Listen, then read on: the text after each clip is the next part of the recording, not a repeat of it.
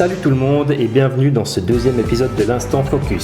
Comme dans ma toute première vidéo de Tania et son combat contre l'obésité, je vous propose ici des portraits, des histoires de vie sous forme d'interviews filmées mêlant récits, vidéos et photos.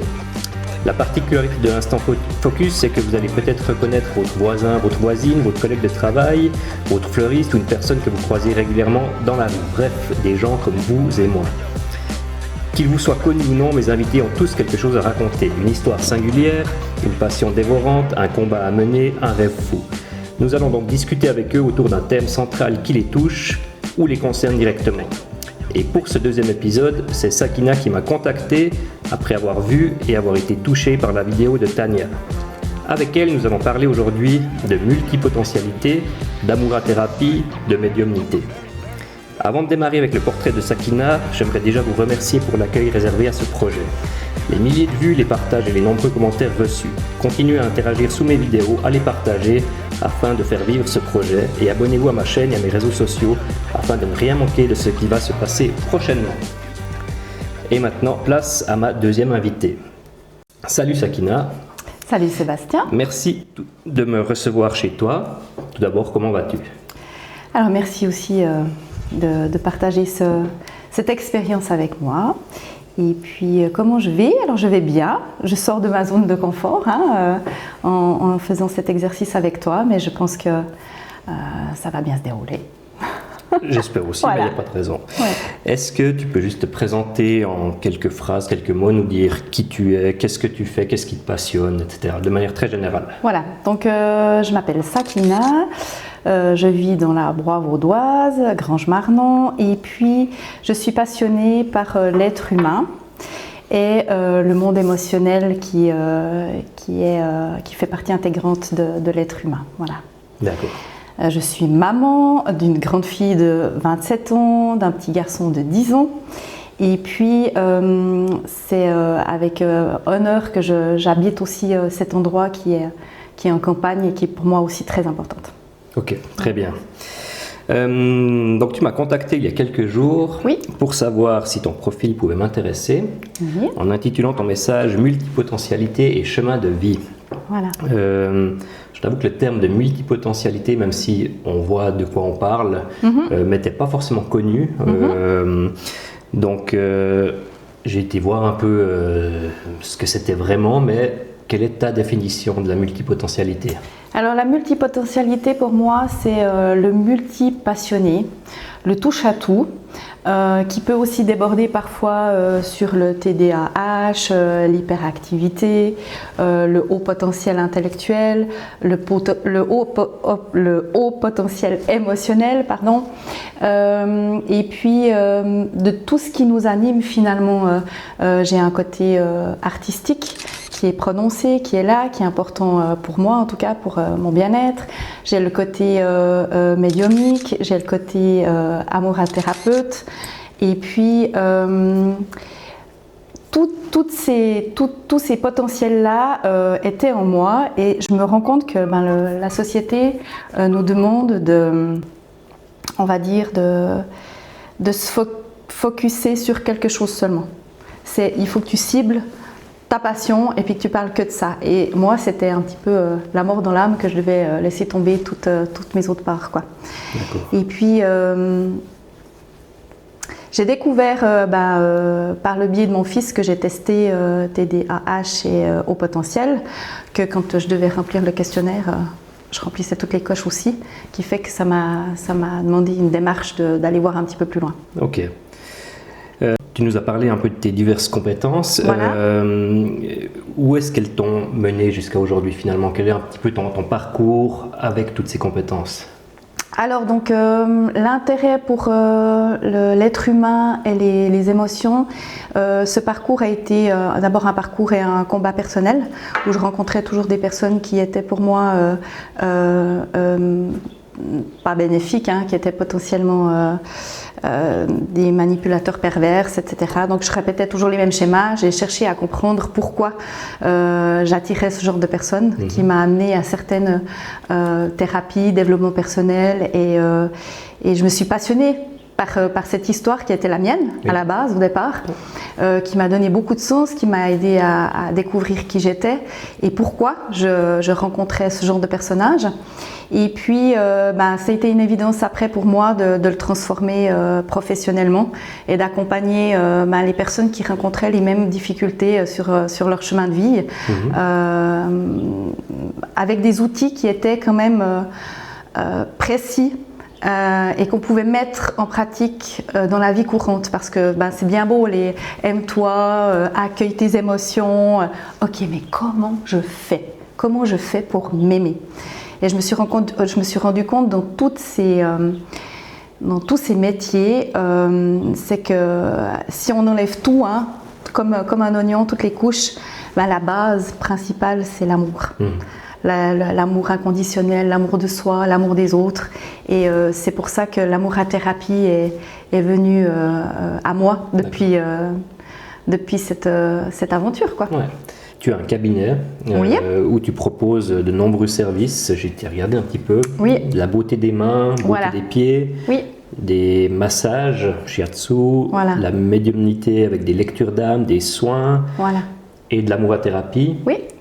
Donc le lien entre tout ça, c'est vraiment l'humain finalement, le soin à la personne, si on veut bien. C'est ça qui t'anime, c'est ça que tu fais en fait au quotidien. Voilà. Et je dirais, ce qui est intéressant, c'est que je cherchais dans les 7 facultés de l'âme, je cherchais la 7e, et je me suis rendu compte justement en faisant et en me formant en médiumnité que la 7e pièce de mon puzzle était déjà là. Je me rends compte que quand j'amène les gens en amour-thérapie à se découvrir eux-mêmes, je les amène vraiment dans cet équilibre, dans ce juste milieu. Et ce juste milieu, c'est vraiment la voie de la médiumnité. Chacun peut la définir de sa façon, mais chacun est médium. Et je me suis rendu compte que j'étais pas loin. Et quand justement j'accompagnais les personnes dans l'amour-thérapie, parfois je recevais des messages qui ne m'appartenaient pas. On appelait ça, enfin j'ai découvert que c'était le clair savoir, que je découvrais en même temps que mon client ou ma cliente. Et puis j'ai voulu, on va dire, travailler un petit peu ce potentiel supplémentaire. Si on entre un petit peu maintenant dans les détails, tu parles de l'amour-thérapie. Voilà. Concrètement, c'est quoi? Parce que moi, j'ai fait un petit peu des recherches, j'ai rien trouvé, mis à part tomber sur tes pages à toi. Oui. Donc, est-ce que c'est déjà quelque chose qui est connu? C'est un terme officiel ou c'est vraiment... C'est vraiment mon terme. L'amour-thérapie m'a été soufflé pendant longtemps, aussi au niveau de mon guide supérieur. Et puis je ne voulais pas l'utiliser parce que amour-thérapie, j'avais un petit peu peur justement que ça soit interprété avec l'amour et confondu avec le sexe. Enfin voilà, je ne suis pas je suis pas thérapie du sexe, etc. C'est vraiment d'apprendre à s'aimer soi-même. La phrase qui me correspond le plus et qui m'habite, c'est « Je m'aime car personne n'est foutu de le faire pour moi ». Et je me rends compte en consultation que tout le monde cherche vraiment une solution à l'extérieur. Et ce que les gens me demandent, c'est « Je ne sais pas comment faire ». Aidez-moi, je ne sais pas comment faire. Et ce que j'aime dans l'amour-thérapie, justement, c'est, je vais leur dire, on va arrêter de faire et on va apprendre à être. Et c'est vraiment une partie, je me rends compte que l'être humain n'a pas travaillé à l'école. On n'a pas appris à être, on a appris à faire, à plaire. Oui.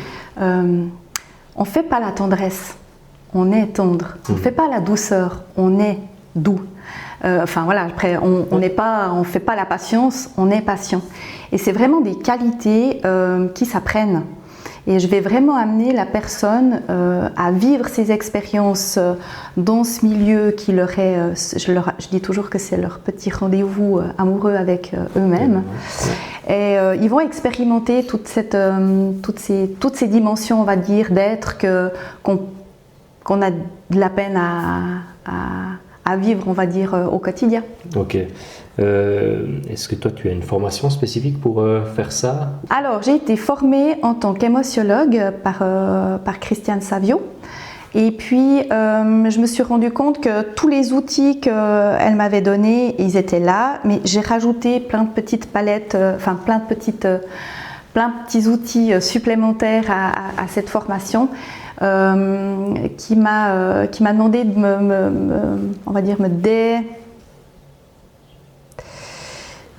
je sais pas comment le dire, mais de trouver ma voie, oui, ça. Voilà, de mettre ma patte à ce que je proposais. Okay. Et pour moi, l'énergie fait partie aussi du travail. Y a vraiment tout plein de petites palettes que je rajoute, on va dire, à l'émotiologie. Donc j'ai été formée en tant qu'émotiologue par Christiane Savio, j'ai un diplôme. Et puis c'est pas un cursus, on va dire, universitaire, mais c'est un cursus de vie. Tu l'as dit, hein, pour aimer les autres, il faut s'aimer soi plutôt. Voilà. Toi, quelle a été la première chose que tu as faite consciemment pour apprendre à t'aimer? Parce que tu l'as dit, tu ne t'aimais pas. Je dirais c'est vraiment d'aller à l'écoute de ses émotions, hein, et de découvrir finalement qu'on a une polarité intérieure. Donc on a, moi j'appelle ma forte et puis mon impuissante, hein, et elle peut même être dans la tueuse. C'est tous des dégradés de parts en moi qui sont là, qui sont présentes. Et puis il y a toujours une qui est plus présente que l'autre. Il y en a une qui se sent moins, qui se ressent moins. Puis c'est d'aller voir quel message elles avaient, quelle souffrance elles avaient. Et c'est vraiment de faire équipe avec, pas de les rejeter. Moi, je pense qu'à l'heure actuelle, dans le développement personnel, ce qui manque, c'est on va voir ces émotions, on va les accueillir. Tout le monde dit qu'il faut les accueillir et puis pouf, tout s'en va. Et moi, je pense qu'il nous manque vraiment encore une grosse pièce de puzzle. Et c'est là où j'accompagne les gens à aller faire connaissance avec cette part qui est méfiante, qui jusqu'à maintenant s'est toujours sentie seule, qui ne croit pas tellement à celle qui arrive et puis qui veut aider. Enfin voilà, c'est dans ce processus-là, on va dire, de faire sien avec ses parts, vraiment de l'unité. Si je fais le lien avec mon premier épisode qui parlait d'obésité, de regard des autres, moi je travaille également en photothérapie, donc c'est de l'accompagnement de personnes par la photographie. La question est de savoir comment s'aimer lorsque on a sur soi en fait le regard des autres qui n'est pas toujours bienveillant. On le sait, Tania nous l'a dit, mais même voilà, les personnes en surpoids ou autres le disent régulièrement. Voilà, il y a des regards, il y a des moqueries, il y a des remarques, etc. Comment on peut faire fi de ça? Est-ce qu'on peut faire fi de ça? Et comment c'est possible en fait de s'aimer quand on a au quotidien le regard des autres sur soi? Alors moi, je vais vraiment accompagner la personne à aller se voir elle face à elle-même. Alors l'extérieur, c'est une chose, hein, c'est compliqué, c'est dur. Ça fait partie, on va dire, du monde, hein, malheureusement. Les grossophobes, ça c'est vraiment une réalité. Mais je vais amener la personne à, comme toi dans la photothérapie, à aller se voir dans le miroir et de voir comment elle se voit, comment elle se regarde. Et là, c'est vraiment très dur parce que je me rends compte que finalement, la pire jugeante, la pire ennemie ou ennemi de soi, c'est soi-même. Et là, c'est le combat, on va dire, peut-être de toute une vie. Et je pense peut-être pas qu'on va effacer cet espace qui est dur avec soi-même, mais on va le rendre plus doux, on va le rendre plus tendre, on va être plus dans cet espace d'accueil, d'amour, de comment je peux me percevoir maintenant, comment je peux être avec moi en douceur, comment je peux arrondir, on va dire, cette dureté, ce regard dur, jugeant avec qui on est. On est notre pire ennemi. Ayant aussi des problèmes de poids, je pense que c'est une bataille sans nom par rapport à cette image que la société exige de nous. C'est ça. Mais si, et ça c'était très juste, et je m'accroche toujours à cette leçon qu'on m'avait aussi donnée, c'est imagine que tout le monde enlève sa peau. et qu'on enlève, voilà, hein, on est tous les mêmes. Et c'est vrai que dans ces moments-là où je suis peut-être encore des fois dure, hein, parce que voilà, je reste une être humaine qui a des fois des faiblesses qui réapparaissent, et je m'accroche à ça et je vais vraiment voir ce qui est à l'intérieur de moi. D'accord. Et puis, à quel moment on sait qu'on s'aime, finalement? Quand on n'a plus besoin de chercher à l'extérieur cet amour. Quand on aime, aimer. Et c'est rigolo parce que si je peux prendre l'exemple de mon mari, j'espère qu'il ne va pas m'en vouloir, mais quand on a eu notre histoire d'amour, j'étais encore dans cette dépendance affective et puis j'avais besoin de savoir qu'il m'aimait. J'étais vraiment... il avait toujours besoin de me rassurer. Ensuite, on s'est séparés pour des raisons qui nous appartiennent et on s'est retrouvés. Et moi, quand j'ai fait tout ce cheminement de séparation, parce que je l'ai vraiment vu comme un deuil, hein, comme la nuit noire de l'âme, hein, pour moi c'était vraiment mon âme sœur, hein, ma flamme jumelle, comme on appelle maintenant, etc. etc. J'ai dû trouver quelque chose qui m'appartienne parce qu'on me disait tire un trait dessus, change la vitesse, un perdu dit se retrouver. Et puis mais moi c'était tellement pas quelque chose, ça résonnait pas à l'intérieur de moi, j'étais vraiment malheureuse. Je me suis dit ok, je peux être capable d'être en sa présence juste dans l'amitié, mais pas cette séparation, parce que quand les couples se séparent, souvent ils se séparent avec fracas. Et c'est fini. Et chacun vit sa vie et on ne donne plus de nouvelles. Des fois, c'est nécessaire pour que l'autre puisse couper aussi. Hein. Mais pour moi, ça, c'est pas OK, ça. Quand deux personnes s'aiment et puis tout d'un coup doivent se séparer, qu'il y ait une distance ou de la haine qui s'installe parfois même. Hein. Et c'était sans attente. Je suis OK de le revoir et d'être dans cet amour vrai finalement d'amitié. Et voilà, ce qui s'est passé, on s'est retrouvés et c'était joli parce qu'il m'avait dit c'est fou mais c'est bizarre, j'ai l'impression que tu m'aimes mieux. Parce que j'avais plus cette attente. Il sentait que cette attente n'était plus besoin de nourrir chez moi, que j'étais comblée, j'étais OK, j'avais plus d'attente. Et on se dit toujours, j'aime t'aimer, pas je t'aime, mais c'est j'aime t'aimer. Parce que ça me nourrit d'être en ta compagnie, ça me nourrit d'être avec toi. Et je trouve que c'est assez sain. Alors c'est clair que il est important pour moi et une rupture ou un départ serait difficile. Hein.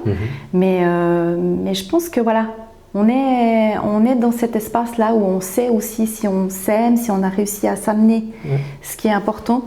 Je sais aussi que je pourrais être capable de vivre seule.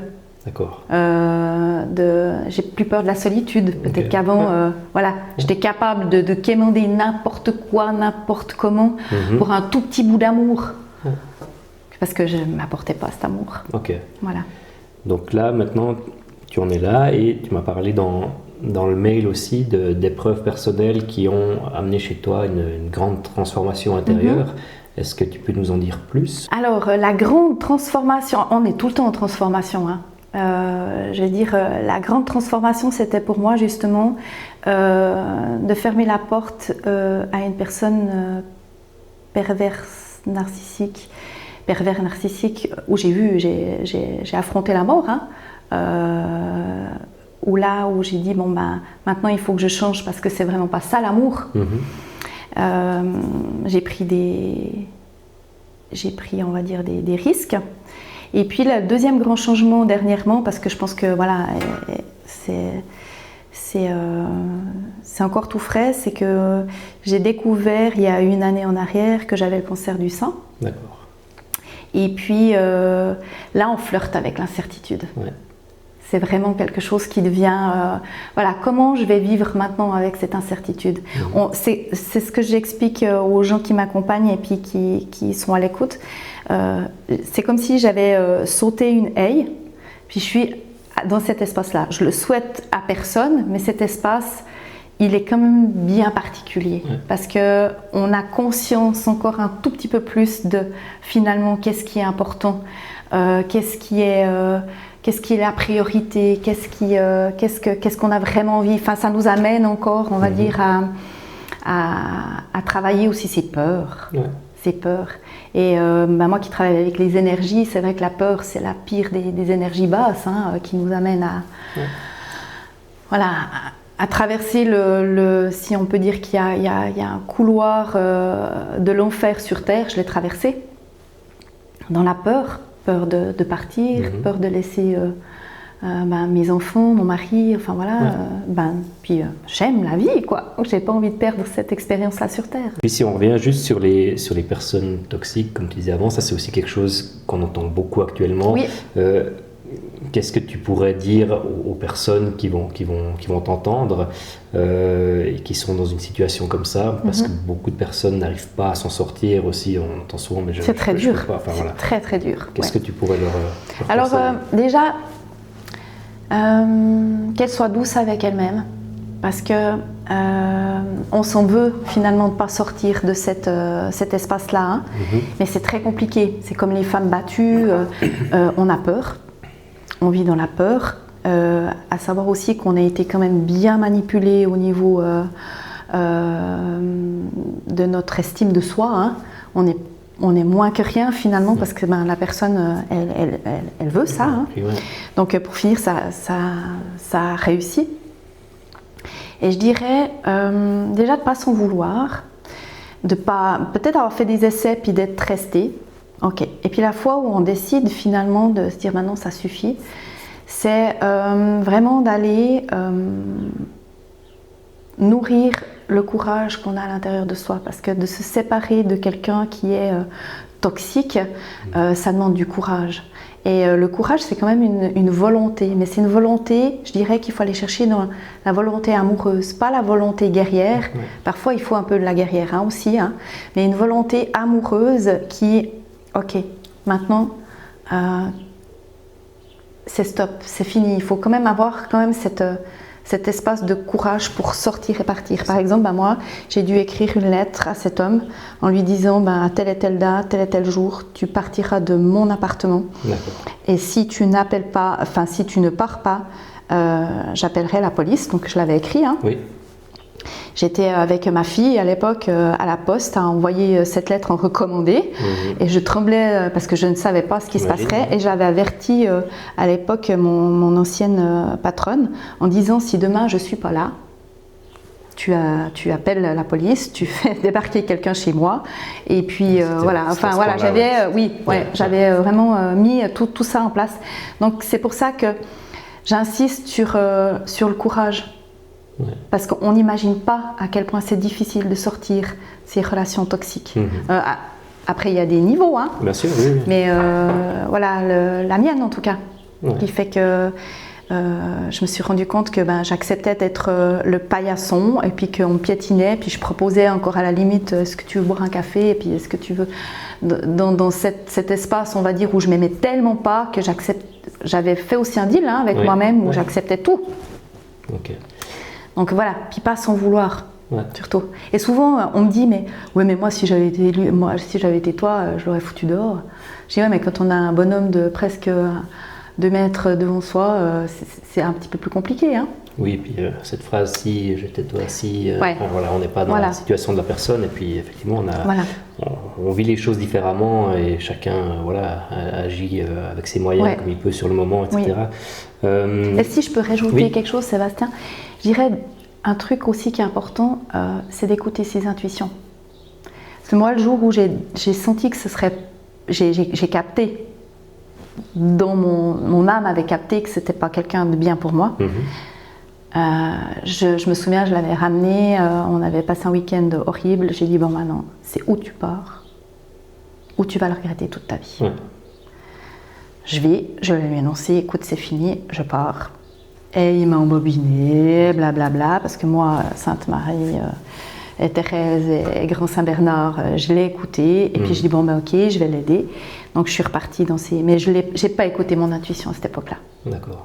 Et si vous avez cette sensation que c'est pas bon pour vous, mais écoutez cet espace d'intuition. Et souvent,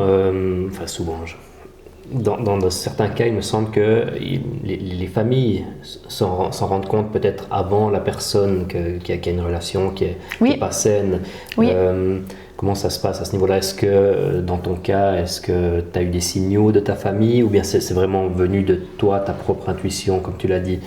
Alors moi j'ai senti que tous les gens autour de moi n'étaient pas forcément adeptes de ce personnage. Ouais. C'était pas des grands amoureux, enfin je veux dire voilà, le feeling n'était pas là, on va être honnête. Mais j'attirais ce genre de personnage, donc je commence à avoir l'habitude, mais c'était pas le premier. Et la deuxième chose c'est j'ai beaucoup caché la situation. D'accord. Parce qu'on a honte.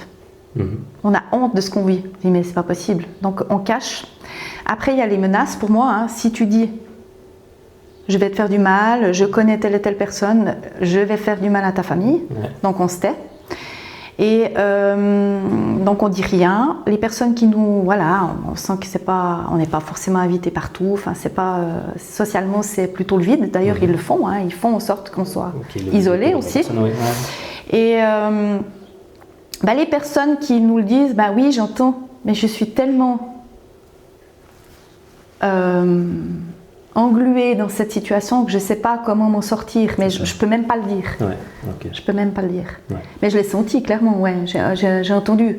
Des fois où on me tendait la main, mais on me la retirait, puis j'aurais peut-être voulu m'accrocher, mais c'était à moi de me sortir vraiment de cette situation-là. Quoi. Okay. Même pour dire que ma fille à l'époque allait dans la rue pour plus vivre cette situation et avec ses copines et une ou deux fois elle a appelé la police pour me donner un coup de main quoi. Okay. Donc même elle essayait de mais ça doit vraiment venir de la personne. Voilà, après trouver une solution de comment on va s'en sortir sans laisser trop de plumes on va dire aussi parce que ça fait des dégâts. Tout à fait.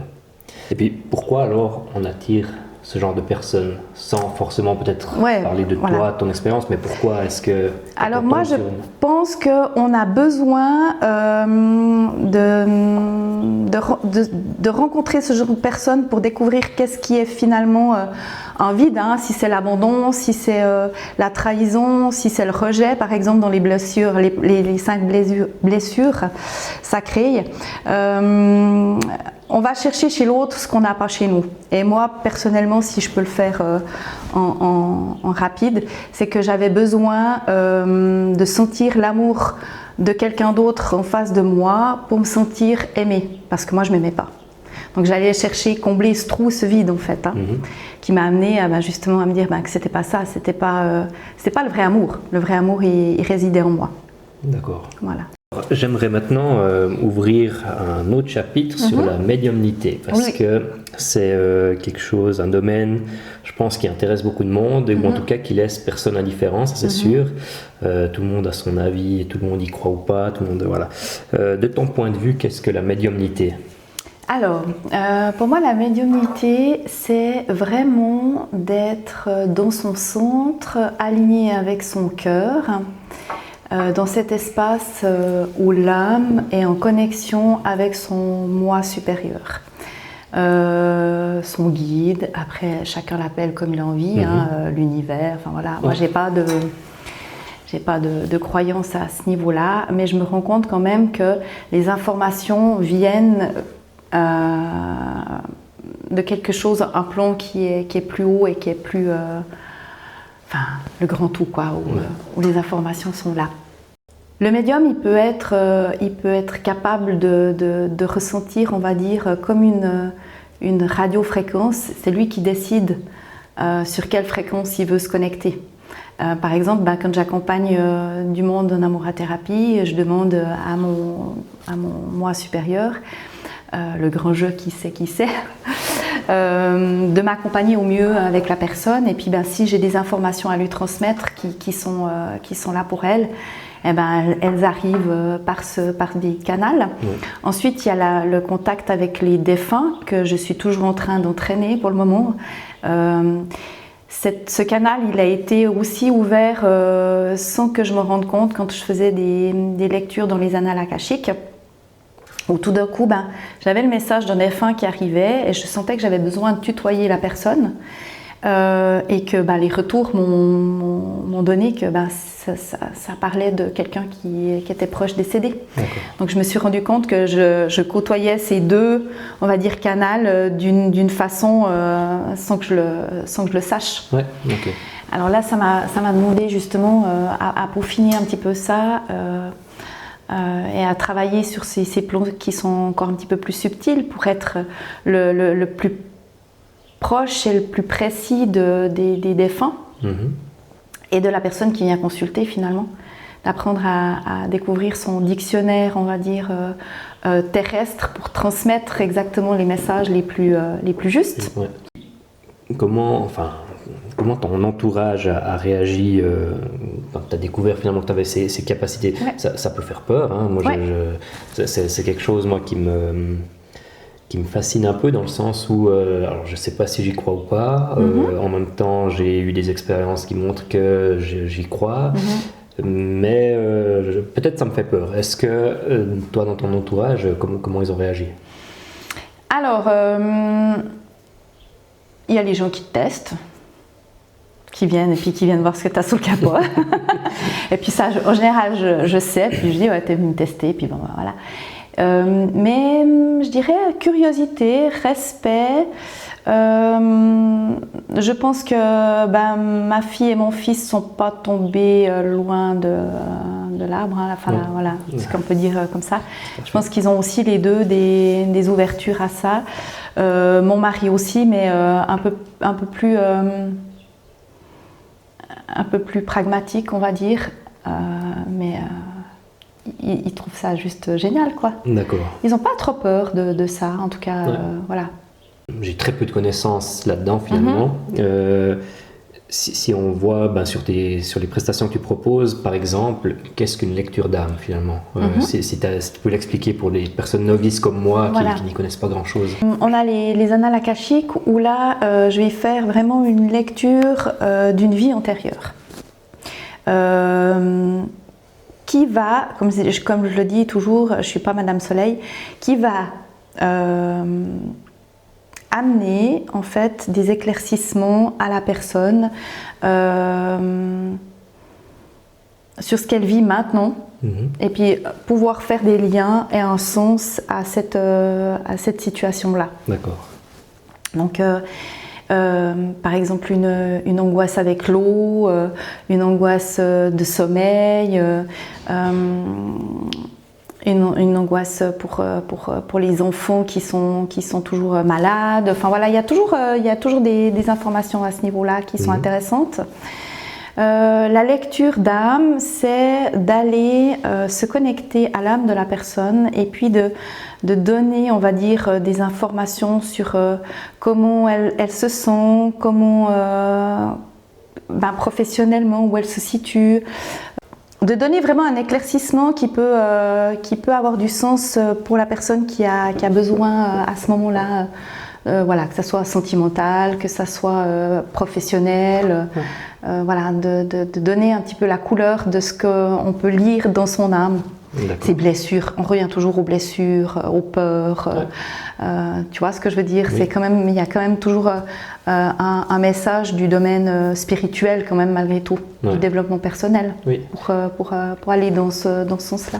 D'accord, et puis donc après toi, à partir de ça, tu continues à travailler avec la personne, avec tes outils, ou est-ce que tu envoies finalement la personne chez... Non, alors c'est selon demande. Souvent, la lecture d'âme ou la lecture dans les annales akashiques, parfois ça leur suffit. Ou parfois, elles viennent après en consultation justement pour éclaircir ce point-là ou ce point-là, ou cette difficulté qu'elles sont en train de rencontrer, justement pour apprendre à se connaître et puis découvrir émotionnellement qu'est-ce qu'elles peuvent mettre en place pour décrocher cet espace-là. Si on revient à la communication finalement avec les défunts, que tu disais que tu t'entraînes actuellement, je trouve ça hyper intéressant. Comment tu perçois en fait les messages que tu vas recevoir? Est-ce que c'est des ressentis? Est-ce que c'est des voix? Est-ce que c'est des visions? Alors, j'ai les odeurs, j'ai beaucoup d'images, de flash. Ce que je me rends compte maintenant, c'est que ce qui est difficile pour moi de savoir, c'est si c'est une personne jeune, si c'est une personne, on va dire, de mon âge, ou si c'est une personne plus âgée. Alors les personnes plus âgées, elles sont maintenant, je me rends compte, je les vois, mais elles sont plus loin. Le jeune, il est presque à l'intérieur de moi. Donc voilà, tu vois, ça c'est vraiment ce dictionnaire que je suis en train d'apprendre. C'est que plus la personne se rapproche de moi, plus... Même si elles sont pas incorporées, mais j'ai vraiment l'impression qu'elles me transmettent le message vraiment près de l'oreille, c'est que c'est des jeunes. D'accord. Enfin des jeunes. Voilà, c'est pas les enfants, les bébés, c'est plutôt des petites ailes qui frétillent, enfin c'est encore autre chose. Mais voilà, j'arrive vraiment à faire ce dictionnaire maintenant avec l'expérience et l'entraînement. Ouais. Donc là, c'est souvent... Image, voix, ouais. J'ai le ressenti. Au niveau souvent quand ils m'expliquent comment ils sont décédés, eh ben, c'est une douleur que je vis dans le corps. D'accord. Les émotions, je suis touchée aussi parfois. Ça m'arrive d'avoir les larmes, hein, parce que c'est beau de sentir ces émotions-là. Et le oui est validé par un grand frisson qui me traverse dans tout le corps. Quand je dois valider quelque chose à quelqu'un, c'est vraiment c'est comme ça que je le ressens. D'accord. Voilà. Okay. Pour expliquer un petit peu, mais c'est propre à moi. Après, quelqu'un d'autre aura d'autres perceptions. Hein. Oui, tout à fait. Voilà. Et puis, est-ce que tu peux communiquer avec tous les défunts finalement, ou tu as une personne qui vient, qui te demande, ben voilà, j'aimerais communiquer avec mon grand-père qui est décédé. Mm-hmm. Comment ça fonctionne? Alors, pour le moment, je suis... alors, quand j'avais ces communications, on va dire, sans le vouloir, hein, ben voilà, c'est les personnes qui ont vu certainement que j'avais la possibilité de transmettre à la personne qui était avec moi. Donc ça, c'était pas choisi. Maintenant, je travaille aussi, j'expérimente sur photo. Je trouve aussi intéressant parce que j'arrive en tout cas à capter l'essence de la personne défunte. Donc j'arrive à demander aussi. Mmh. Et puis, quand je fais des consultations, je leur dis que je vais accueillir la personne qui peut être capable d'être reconnue par la personne qui vient. D'accord. Donc voilà, j'essaie de la décrire au mieux pour qu'elle puisse la reconnaître. Ouais. Mais tu dois te mettre en condition, ou bien parce que là, oui. si tu es avec moi, est-ce qu'il y a quelqu'un tout d'un coup qui peut venir vers toi pour te parler? Parfois, j'ai eu ces sensations-là. Je transmets. C'est comme quand je fais un retour à la personne. Une fois que j'ai ouvert les yeux et puis qu'on échange, je sens qu'elle est encore là. Puis je peux avoir ce clair savoir que la personne peut venir me transmettre, mais c'est pas en tout cas le plus courant chez moi. D'accord. J'ai pas forcément envie non plus. Oui. Tu vois, d'être tout le temps connectée. J'aime bien cette idée, c'est comme les soins dans les énergies, j'aime bien savoir que j'ouvre et que je ferme. Mm-hmm. J'avais ouvert la porte justement à 20 ans sur le Reiki. J'ai vécu des expériences surnaturelles ou paranormales, on va dire, assez fortes, qui étaient difficiles à gérer pour moi, donc j'ai fermé les canaux parce que j'avais pas envie, j'étais pas prête à l'époque là, mais 20 ans, c'est vrai que c'était jeune. Bien sûr. Mais donc voilà, j'aime bien aussi choisir. Par contre, je me rends compte que quand j'ai lancé un message sur Instagram que je voulais avoir des personnes qui avaient envie de vivre l'expérience avec moi, expérimenter, que j'avais des fourmis, que ça crépitait au niveau de la tête, et puis que je me sentais mais poussée, le matin même, mais poussée. Et puis je dis, mais en fait, je me suis rendu compte que j'avais connecté aussi, j'avais lancé la page Instagram dans le monde à côté, et puis qu'ils attendaient. Puis quand je leur ai dit, c'est bon, je vais avoir cette personne-là à telle et telle heure, calme, ça s'est calmé. D'accord. Donc je me rends compte, enfin je découvre aussi tout ça, quoi. Ils sont à la porte en fait, impatients, parce que le monde spirituel n'a pas de base de temps comme nous. Hein. Le temps n'a pas lieu. Ouais. Moi je suis quelqu'un d'assez pragmatique. Voilà. J'avais lu le livre de Bernard Werber, Les Thanatonautes, où il décrit en fait l'au-delà avec des couleurs, un peu des paliers. Il y avait, quand on franchit une première porte, il y a le monde bleu, après il y a le monde noir des ténèbres, après il y a le monde jaune, etc. Moi, ça m'allait bien finalement parce que j'arrivais à visualiser tout ça. Pour toi, comment c'est en fait l'au-delà? Comment tu le vois? Alors moi, je le vois comme nous. Enfin, moi, je le perçois, mais les images, elles sont comme nous. Par contre, la personne, parfois, elle peut arriver avec vraiment un halo de lumière. Puis là, je sais en fait que c'est la personne qui est dans la lumière, qui est vraiment bien, c'est le message aussi qu'elle veut transmettre à l'autre, parce que c'est presque aveuglant. Après, c'est vrai que il y a quand même ce principe d'énergie, on va dire, qui m'est transmis. Comment expliquer ça? Si tu veux, la vision, elle n'est plus la même que nous, on a ici sur Terre, mais c'est vraiment comme des scintillements. C'est encore différent. Enfin, il y a plus de scintillements. Voilà, c'est plus, c'est moins précis au niveau de l'image. Okay. Voilà. Ouais. Si je peux répondre dans le monde terrestre, c'est ça qui est difficile des fois, de transmettre. On manque de mots, je trouve juste, vraiment juste. Tu vois ce que je veux dire? Un verre d'eau, c'est un verre d'eau. Des fois, c'est encore difficile de pouvoir transmettre ce qu'on voit. Oui, bien sûr. Ouais.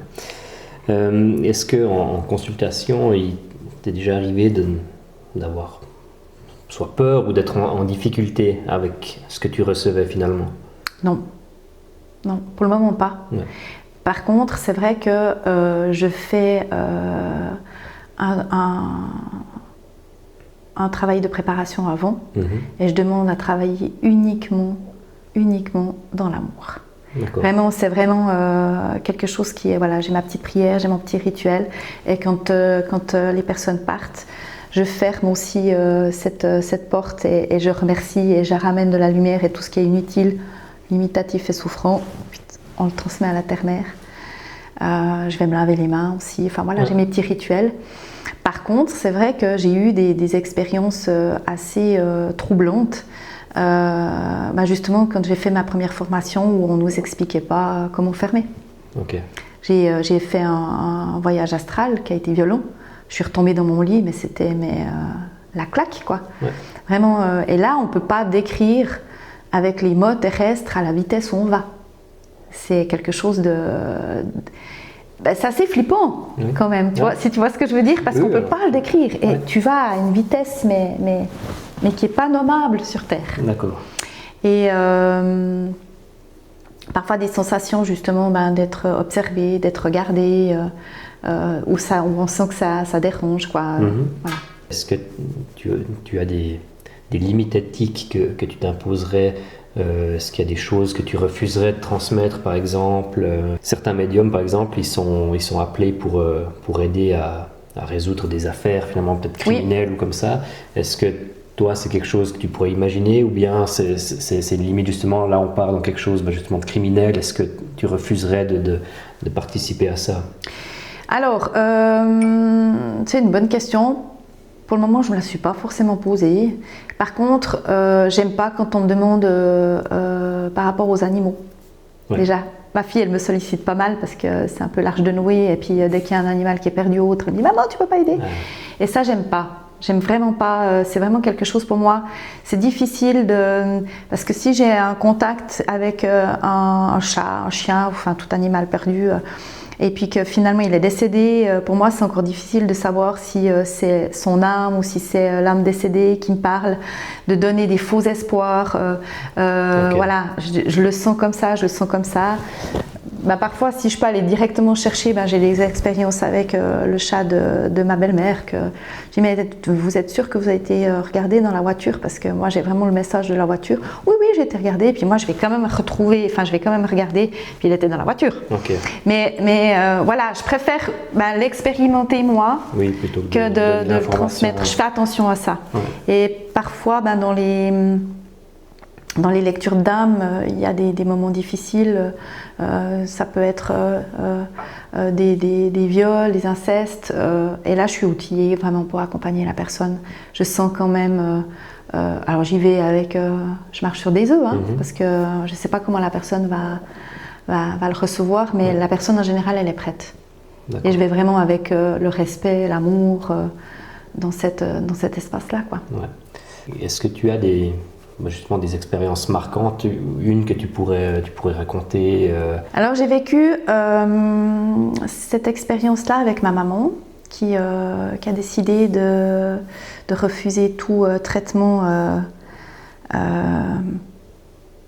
d'acharnement thérapeutique. Donc j'ai décidé de l'accompagner. Je me retrouve dans sa chambre avec elle, à attendre qu'elle parte. Et puis, avant qu'elle ne puisse plus parler, elle m'a dit « j'aimerais que ça aille vite, j'aimerais que ça aille vite ». Et puis elle a demandé au médecin. Les médecins lui ont expliqué qu'ils ne pourraient pas lui donner le médicament comme Exit, par exemple, mais que par contre ils vont l'accompagner sur le chemin pour que ça soit le moins douloureux possible. Ouais. Et puis il lui avait mis un masque de confort, un masque d'oxygène de confort. Et puis tard dans la nuit, moi je lui chantais des chansons, enfin voilà. Puis tout d'un coup c'est je veux que ça aille vite, je veux que ça aille vite. Et puis je me rends compte qu'elle a encore son masque d'oxygène. Okay. Et puis je me dis mais c'est vrai que ça n'a pas de sens. Si tu veux que ça aille vite, on sait que tu pars, puis on te laisse l'oxygène. Enfin, je dis mais qu'est-ce que je fais? Je lui enlève le masque. Puis je pouvais pas. C'était un geste pour moi. J'allais tuer ma mère, quoi. C'était très très compliqué, quoi. Et là j'ai appelé justement l'infirmière et je lui ai dit mais pourquoi vous lui mettez encore le masque? Ah, c'était pour le confort avant, mais c'est vrai qu'on peut l'enlever maintenant. Et j'ai eu un doux murmure au niveau de l'oreille quand ça a été fait. Merci. Donc là, j'ai vraiment eu ce contact avec ma mère aussi. Et mon père, par contre, ce qui a été intéressant, c'est que j'ai demandé à ce que je puisse faire un soin pour lui. Et lui, il m'a carrément refusé l'accès. Il m'a dit c'est pas ta place. Et j'ai trouvé génial, c'est que dans le monde invisible, finalement, on peut nous dire non aussi. Et puis on peut nous bloquer sur ces espaces où ils veulent pas. Ouais. Et là, c'était pour me protéger. Moi, j'ai vu vraiment un beau message. C'était un peu frustrant parce que je voulais l'aider, mais c'était pas mon job. Ouais. Mon job, c'était tu es ma fille et pleure-moi si tu autorise-toi. T'es pas l'infirmière, quoi. Ouais.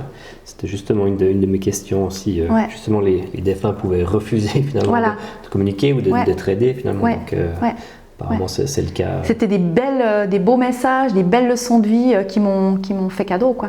Qu'est-ce que tu dirais aux personnes qui ne croient pas finalement à ça, déjà qui ne croient pas à une forme de vie après la mort ou qui ne croient pas au fait de pouvoir communiquer avec les défunts? Alors je leur dirais que déjà j'ai pas envie de les convaincre parce que moi je suis convaincue, puis je pense que le moment où on sait, on n'a pas besoin de convaincre. Ouais. Juste, si je peux te faire envie de vivre l'expérience, autorise-toi. Si tu n'as pas envie, c'est que tu te respectes et puis c'est ok. Ouais. Tu vois ce que je veux dire? Je ne cherche pas forcément à convaincre. Après, ce que j'aime beaucoup comme exemple sur le monde de l'invisible, c'est on imagine une chambre où les volets sont fermés avec ces volets vénitiens à l'époque où il y avait la lumière qui traversait. Et bien dans cette chambre, quand il y a la lumière qui traverse, on voit plein de petites poussières. Et une fois qu'on ouvre les volets, on ne voit plus la poussière.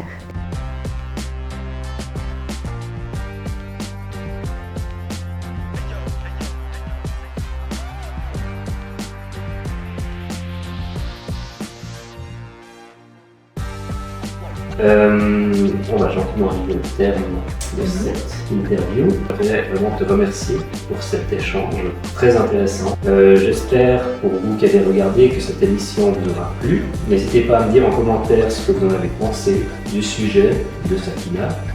de l'interview en général. N'hésitez pas à partager, que ce soit ma chaîne de l'Instant Focus, mes réseaux sociaux, mes vidéos. Et si vous avez envie d'être le prochain ou la prochaine à vous livrer dans l'Instant Focus, comme Sakina, contactez-moi. Ou si vous connaissez quelqu'un avec une histoire de vie, un don, une passion, un métier extraordinaire, là aussi écrivez-moi. En attendant l'épisode numéro 3, je vous dis à tout bientôt dans l'Instant Focus. Portez-vous bien, ciao. Le mot de la fin. En tout cas, merci beaucoup d'avoir m'avoir permis de vivre cette expérience-là. Et puis, si j'ai un message à transmettre, c'est vraiment l'amour de soi, c'est pas égoïste. Justement, c'est plutôt d'être généreux. Parce que le moment où on est comme un verre rempli finalement de l'amour de soi, on est juste dans cette position de pouvoir déborder et de transmettre aux autres. Et on n'est plus jamais vide à l'intérieur. Et c'est vraiment quelque chose qui est remplissant et qui est nourrissant, qui est vivant. Et je dirais aussi de contacter sa joie intérieure. On l'oublie souvent, cette émotion, parce qu'on vient travailler des choses qui sont difficiles pour nous. Mais la joie est aussi importante, on va dire, de message et d'apprentissage. On sous-estime finalement la joie. On dit toujours qu'on apprend dans les difficultés, mais non, on apprend aussi dans la joie.